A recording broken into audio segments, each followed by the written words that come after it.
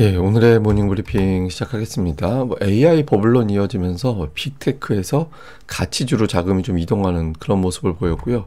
그리고 가상화폐도 계속 떨어지고 있습니다. 근데 이게 이제 나중에 아시아 증시에 부담이 될 수 있다, 이런 주장이 제기되고 있고요. 코스닥 어제 투매성 하락 나왔잖아요. 근데 올해 들어서 투매성 하락 이후에는 다음날 상승하는 경우가 더 많긴 했거든요. 그래서 이런 구도가 이어지는지 볼 필요가 있고, 오늘 만약에 시장에서 오르는 종목이 있을 때 그게 조방원 제약이냐, 반도체가 오후에 반전하느냐, 여기에 따라서 시장의 성격 자체가 좀 달라질 수 있거든요. 그래서 이 부분도 살펴보도록 하겠습니다. 우선 미증시는 1% 전후 다 빠졌는데, 다만 상승한 업종이 더 많았어요. 상승한 업종이 더 많고 러셀 2000 지수도 플러스로 끝나긴 했거든요. 근데 이제 워낙 그 기술주, 기술 업종이 7.7% 큰 폭으로 빠지다 보니까 지수 자체는 이제 끌어내리는 그런 효과가 있었죠. 아무래도 하도 이제 버블런 하니까 AI주 팔고 다른 쪽으로 넘어가는 게 좀 안전한 것 같다, 이런 판단들이 투자자들에게는 강하게 있었던 것 같습니다.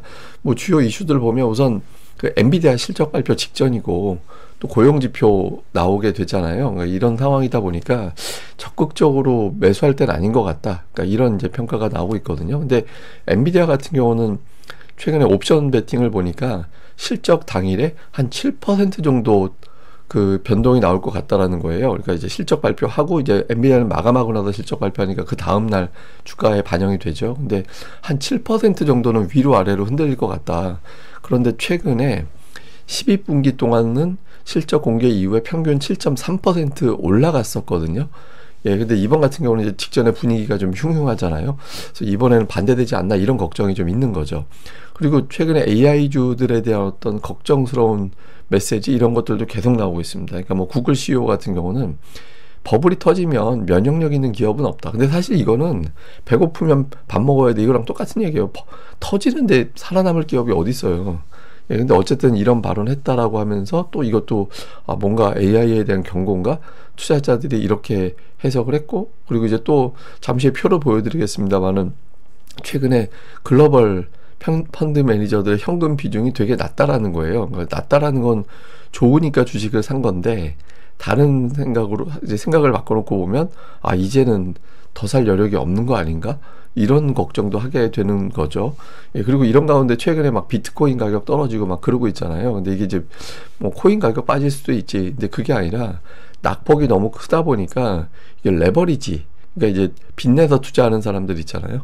이 사람들에게 영향을 주고 있고, 이게 아시아 증시에도 영향을 준다. 그러니까 빚내서 투자하는 거 채워야 되니까 주식을 팔아야 되는데, 그게 특히 아시아 투자자들에게 이런 경향이 좀 많이 있어서 아시아 주식시장 하락하는데 일부 영향을 주고 있는 것 같다, 이런 어떤 주장도 있습니다. 근데 다만 이제 아직까지는 낙관론이 더 많긴 합니다. HSBC 이런 데서는 그 빅테크 재무 문제로 하락하는 거는 좀 오바다, 연말까지 이번 고비 넘기고 다시 올라갈 거다, 이런 어떤 주장들이 또 제기가 되고는 있습니다.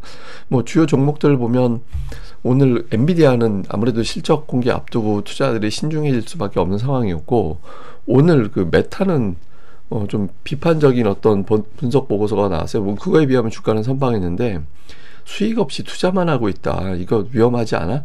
이런 주장이 제기가 되고 있고, 마이크로소프트와 아마존 같은 경우는 오늘 낙폭이 좀 유난했죠. 그 레드번이라는 데에서 투자 의견을 하향했습니다. 그러니까 매수해서 중립으로. 이거 너무 투자자들이 과하게 인정해주고 있는 것 같아, 이런 어떤 분석 보고서가 나오면서 매수해서 중립으로 의견을 낮췄고요. 그 알파벳은 오늘 같은 날에 주가는 그래도 선전했잖아요. 루프 캐피털에서 AI에서의 어떤 경쟁력이 우위를 보이고 있다, 이런 입증을 하고 있다, 이런 평가가 나왔는데, 이건 버크셔 해서웨이에서 투자했다고 하니까 이제 또 좋게 보기 시작하는 거죠.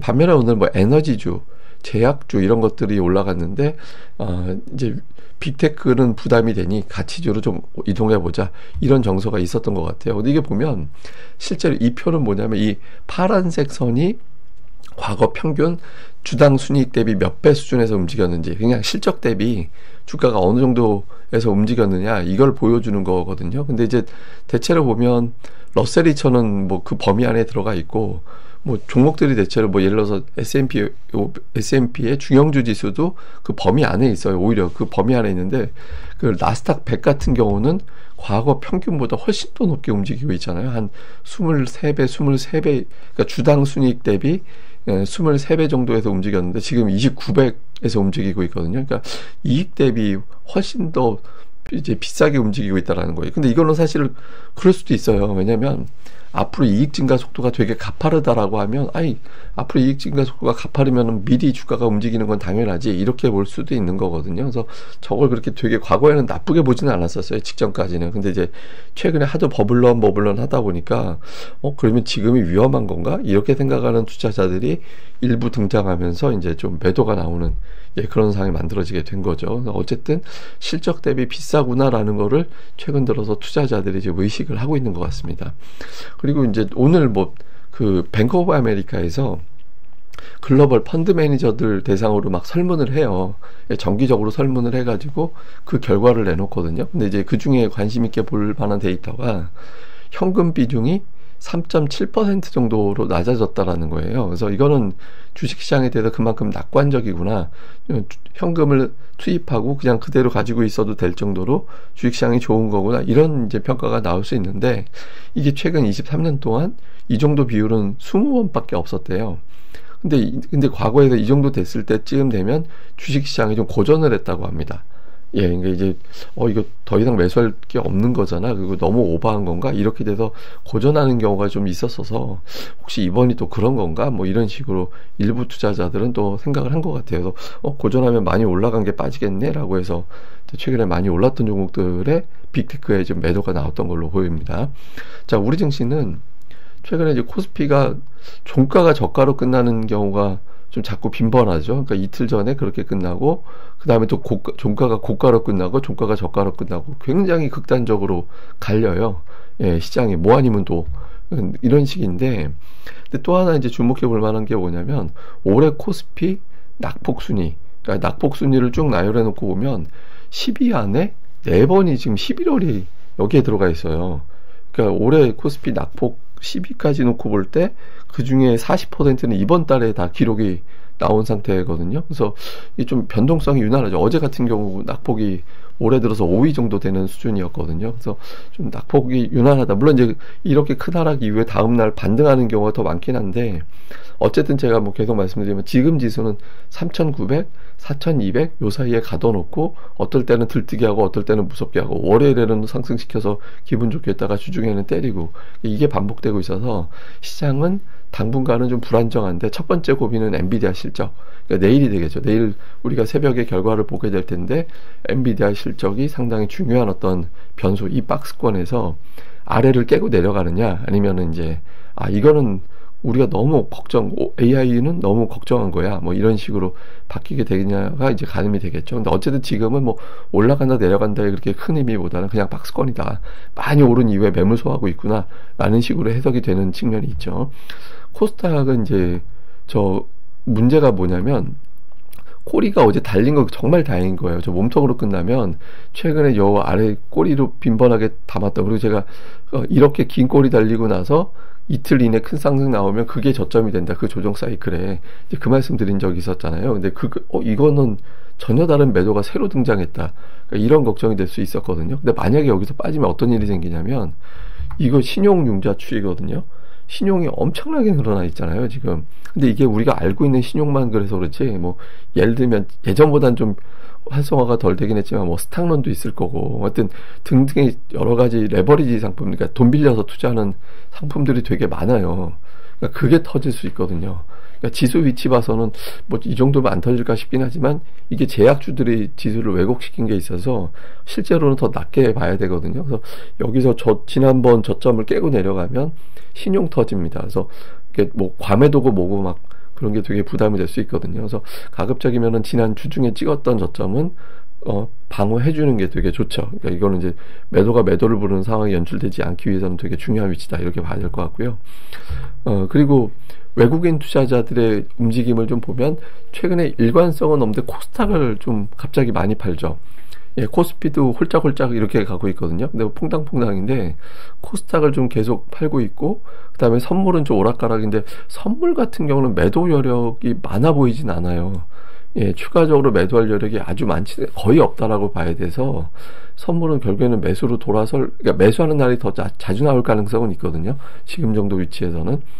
그래서 실제로 보면 근데 키가 뭐냐면, 예를 들어서 삼성전자까지 매도를 돌아서느냐, 이게 되게 중요한 거거든요. 그러니까 외국인들이 퐁당퐁당 하긴 하지만 삼성전자는 어쨌든 매수하는 날이 더 많잖아요. 예, 뭐 지분율의 변화 이런 걸 떠나서 어쨌든 매수하는 날이 더 많거든요. 이건 저는 이제 슈퍼맨의 크리스탈이라고 표현을 하는데, 여러분들 옛날 슈퍼맨 보셨는지 모르겠는데, 하여튼 슈퍼맨이 자기의 초능력을 다 잃고 이제 다시 회복할 수 없는 상황으로 되어 있다가 자기가 태어난 고향으로 자기가 본부 옛날에 이제 살았던 데 딱 가니까 거기에 뭔가 크리스탈 하나가 딱 나와요. 근데 그 크리스탈로 자기 초능력을 다시 회복했거든요. 그래서 굉장히 중요한 역할을 해요. 근데 삼성전자가 지금 그런 역할을 해줘야 되거든요. 그래서 외국인이 삼성전자를 계속해서 매수하느냐, 이 여부가 되게 중요하다. 그러니까 이거를 매수하면 이건 일적인 매도야, 이렇게 평가될 수 있는데, 삼성전자마저 완전히 쭉 매도로 가면 외국인이 변했어, 이렇게 될 수 있습니다. 그러니까 그 흐름이 향후에 되게 중요한 기준이 된다, 이렇게 보시면 될 것 같고요. 그 다음에 이제 주요 업종별 수급 동향을 보면, 전기전자는 개인이 주로 매수를 합니다. 이제 운송장비, 자동차와 조선이 여기에 해당되는데 이것도 외국인들은 팔고, 근데 화학업종은 최근에 외국인이 매수하는 날이 많고, 금융업종도 최근 들어서 이제 개인이 매수하는 날이 많아요. 근데 이제 제약업종은 외국인들이 뭐 매수하는 날이 조금 더 많네. 그러니까 이런 이제 업종별 특징이 있거든요. 그러니까 최근에 좀 사들이는 업종이 있고, 퐁당퐁당 업종이 있고, 팔기 시작하는 업종이 있고, 그러니까 이렇게 구분이 돼요. 그래서 지금 현재로서 얼핏 보면 제약이 제일 무난하고 그다음에 화학 쪽이 그 다음이구나, 이렇게 이제 보여지죠. 그러니까 이제 근데 이게 엔비디아 실적을 계기로 요 판이 지금은 불안하니까 많이 빠졌던, 그리고 실적 턴어라운드 된다는, 구조조정했다라는, 또는 대형 수주 계약이 있는, 그러니까 이런 쪽에 집중이 되는데, 엔비디아 결과에 따라서 그쪽으로 더 집중이 될 수도 있고, 이제는 오히려 전기전자가 과매도야, 뭐 이런 식으로 또 돌아설 수 있거든요. 그래서 요 구도가 엔비디아 실적 전후에서 또 달라질 수 있다. 요것도 이제 우리가 주목은 해봐야겠습니다. 자, 전체적으로 요약을 해보면, 일단 엔비디아 실적 전에 투자자들이 과감하기는 좀 어려워하는 그런 상황이 이어지고 있고요. 그리고 올해 하락률 탑10 중에서 4번이 11월에 나왔다. 그러니까 근데 하락률 4번이 이렇게 나왔는데 또 결국엔 박스권이에요. 그러니까 하락할 때 이용해서 받아치는 매수세도 아직은 있다라는 거죠. 그래서 이제 박스권 하단이 버텨지는지가 그래서 중요하고, 그 다음에 외국인들이 11월에만 10조 원 팔았거든요. 예, 10조 원 팔았는데 아직까지 시장에 버티고 있다라는 거는 또 특이하죠. 그러니까 하여튼 이래저래 하단이 버텨지는지가 되게 중요합니다. 근데 어쨌든 어제 또 삼성전자, 그러니까 SK 하이닉스 등등 이런 대형주들이 좀 많이 빠졌잖아요. 퐁당퐁당 최근에 움직이는 경향이 있는데, 이게 근데 연속으로 3일 빠지면 이상해지는 거예요. 그러면 이거 추세가 깨졌다, 그러니까 이렇게 볼 수 있거든요. 그래서 대형주들의 빠졌을 때 저가 매수 가동이 되느냐, 아니면 이게 퐁당퐁당이 되면 어떤 일이 생기냐면 단타만 들어와요. 선물 옵션 단타만 생기고 대형주로도 단타만 치거든요. 지수가 추세 잡기가 되게 어려워지죠. 그러니까 좀 어느 정도 좀 추세를 잡아주는지, 그것도 되게 중요한 것 같습니다. 근데 최근에 이제 미증시에서는 어떤 이야기가 있냐면, 어차피 흐름 자체는 이런 조정기를 거쳐오면서 올라왔다. 그러니까 4월에 미국 트럼프의 관세 폭탄, 그 이후에도 이제 큰 조정이 나오는 사이클이 몇 번 있었지만, 그 박스권을 지나고 나서 보면, 그 박스를 지나고 나서 보면 결국에는 다시 올라갔다. 그러니까 최근에 지금의 하락도 그거랑 똑같아, 뭐 이렇게 보는 시각이 있는 반면에 51선이 깨졌잖아요. 4월 이후 처음으로 미증시가 51선이 이탈되는 그런 모습이 나왔거든요. 그래서 미국 시장에서는 기본적으로 51선을 되게 중요하게 봅니다. 그래서 이거 깨져서 어떡하지, 이런 걱정이 있는데, 그러면 이제 이게 매수의 기회냐, 아니면은 이걸로 끝난 거냐. 그러니까 과거의 통계 100일 이상 이제 51선 위에서 있다가, 그러니까 이게 깨지고 나서의 어떤 통계를 봤더니 계속해서 그 위에 머무른 기간이 굉장히 오래 있었다라는 거는 추세가 좋았다라는 거잖아요. 근데 대체로 보면 그 51선 깨지고 나면 일주일 정도는 조금 고전하는 케이스가 많긴 했는데, 그러니까 많다 해도 결국에는 오를 확률이 67%긴 한데, 어쨌든 강세에서 나오는 51선 이탈은 그래도 기회였다라는 통계가 많긴 했어요. 예, 그러니까 이게 1주 후에는 67% 확률로 반등했고 2주 후에는 78%, 3주 후에도 78% 이런 식으로 이제 반응하긴 했거든요. 그래서 보통 이럴 때는 이제 이렇게 좋긴 했는데 이것도 역시 이제 엔비디아 실적을 투자자들이 많이 바라보고 있을 거예요. 그래서 금리도 금리지만 일단은 그래서 엔비디아 실적이 주는 메시지가 단기적으로는 되게 중요할 것 같다. 그러니까 추세적으로도 되게 중요할 것 같다. 근데 다만 이제 큰 흐름상 뭐 이제 이번 상승장은 끝났어 이런 분위기까지는 아직은 아닌 것 같아서 어쨌든 뭐 단기적으로 좀 고난의 행군이 좀 이어질 것 같긴 합니다. 그래서 어쨌든 이럴 때는 뭐 기대 수익보다는 기대 수익치를 좀 너무 높게 잡기보다는 그냥 시장이 만만치는 않을 것 같다. 근데 이제 이럴 때 투신권 연기금이 이런 와중에 매수하는 종목군들은 계속 추려보자. 그러니까 그런 종목이 나중에 답이 나올 가능성이 높으니까 그런 종목들 위주로 계속해서 추려나가는 게 필요할 것 같습니다. 예, 그럼 또 하루 또 잘 보내시고요. 저는 다음에 뵙겠습니다. 늘 말씀드리지만 10만 명이 되면 그 구독자 10만 명은 저한테는 굉장히 중요한 커뮤니티. 그러니까 이제 우리 분들 막 이렇게 해서 나중에 제가 많이 하여튼 뭐라도 좀 드리려고 할 테니까 좀 많이 좀 구독하기 부탁드리겠습니다. 예, 감사합니다. 다음에 뵙겠습니다.